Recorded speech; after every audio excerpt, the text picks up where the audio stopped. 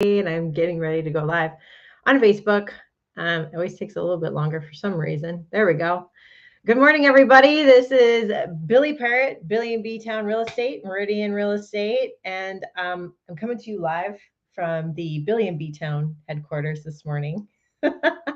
um, so this weekend is the Fall Home Improvement Show here in Billings, Montana. And so I thought, what a great time to give you some fall home improvement projects that give you the most. I just went dead on, there we go. Okay. All the time on Facebook, it goes out. Just so as you're walking around the home improvement show and you're kind of thinking about what projects do I want to do, just going to give you some tips so you don't make any mistakes that you might not get your money back if that's your main goal. So let's just get started, shall we? So I'll give you 5 of the top home improvement projects that will give you the best ROI, the best return on investment. So number 1 is interesting: garage door replacement. How often do we replace our garage doors, and why do we need to replace our garage doors? I'm not sure on that, but it's very interesting. You actually get 103% return on investment, which is weird. And a garage door could cost anywhere from, well, about $4,300, and you might get 4,400 back. So that kind of gives you an idea. But yeah, I guess unless your garage door is really in bad shape or has hail damage, I'm not sure why you would replace your garage door, but that's the number 1. It's number 1 ROI. And then number 2 is vinyl siding replacement. And that gives you about 95% of return on investment. And that could cost anywhere between $16,000 to $1,700, but you could get about $1,500 back in value, like if you for resale, is what that means. I gotta show you this spine. So some of you might know me. I have the 12-foot skeleton that I bought last year from Home Depot. It's kind of a big thing. If you know, you know. And I went to Home Depot the other day and I found the miniature version of it. Let's see if I can pull it up. But it's like a replica, down to like the eyes.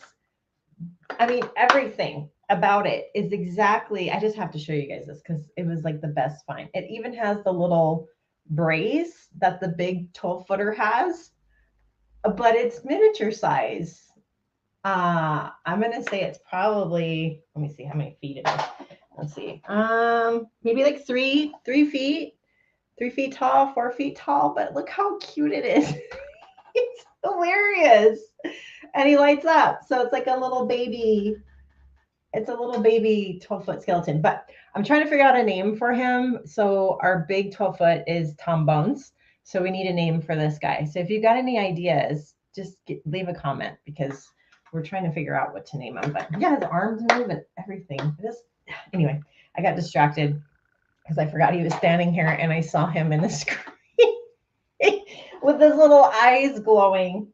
But yeah, they're only $40, you guys. So if you don't want to spend the $400 on the big 12-foot one, this would be your good replacement there. So anyway, back to what we were talking about.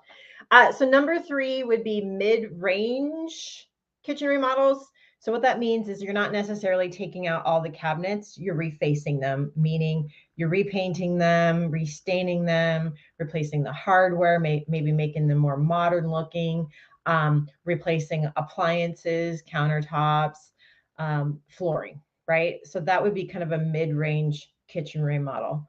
And that one would be about 86% return on investment. And a kitchen remodel could cost anywhere from $26,000 to $30,000. It could even be more. But if you're doing mid-range, you're probably looking closer to that mid $25,000 range. And just for instance, if you spent 26,700, you're going to get about 22,000 back in value. And then the number 4 one is changing out window replacement. Window replacement, you're going to get about 69% return on investment, and that could cost anywhere between $20,000 and up, and a return on investment on that, value wise, you'd get about 13,000. So hopefully that kind of helps you a little bit deciding.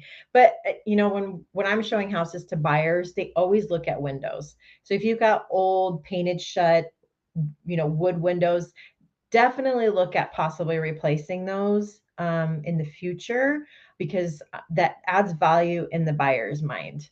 And then number 5 would be a mid-range bathroom model. So again, not totally gutting out the bathroom.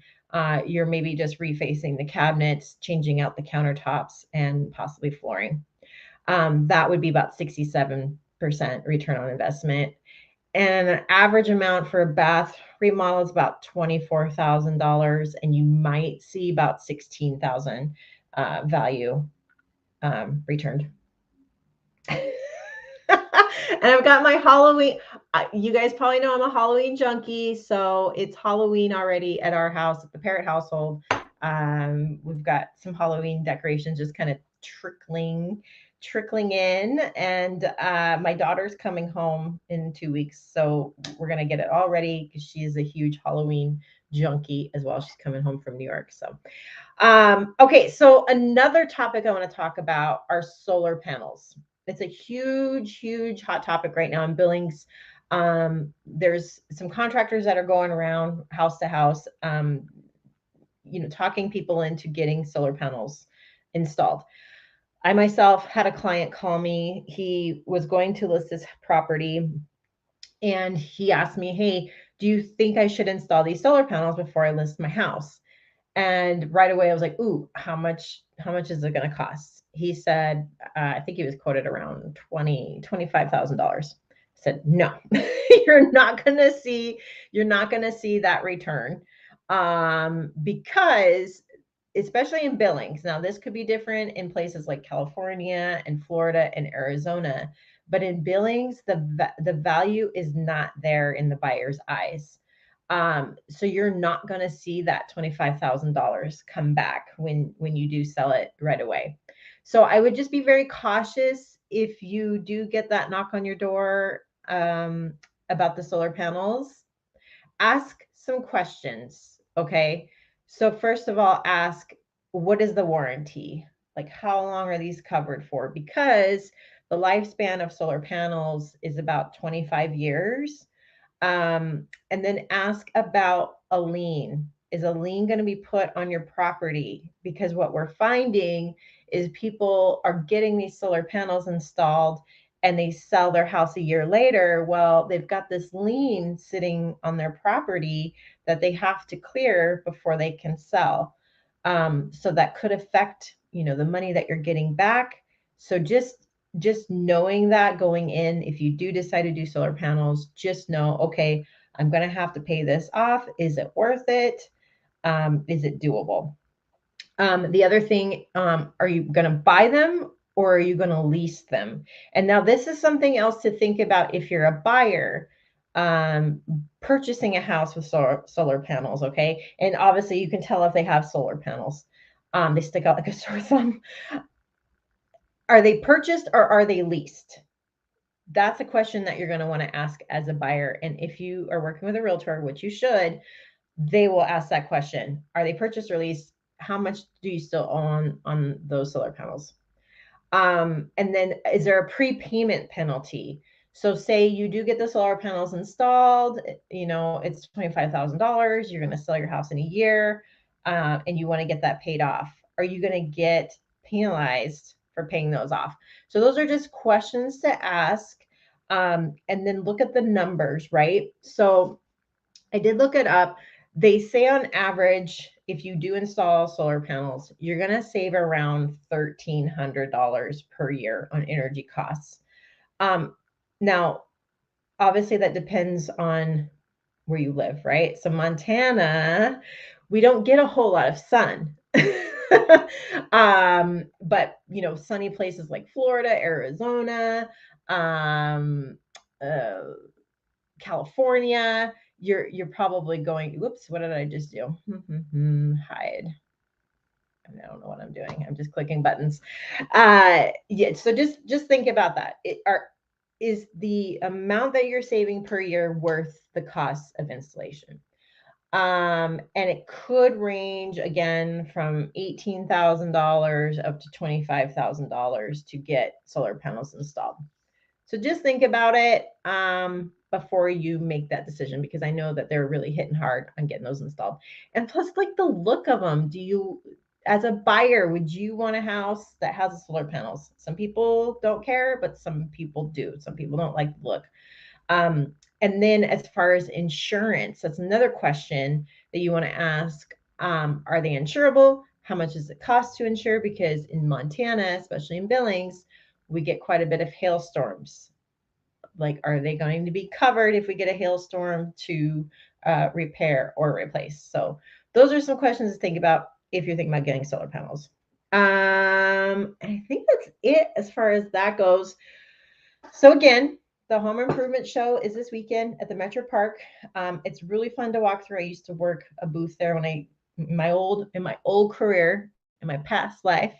But it is the fun to kind of walk around the booths, kind of see what the people have to offer, new products, things like that for your house. That's going on all weekend long, and it's free admission.